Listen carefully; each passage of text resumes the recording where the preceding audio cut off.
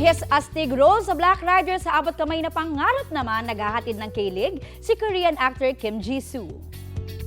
Meet Opa Dr. Kim Yong, ang visiting child psychiatrist from South Korea na bukod sa expertise ay may dala ring charm.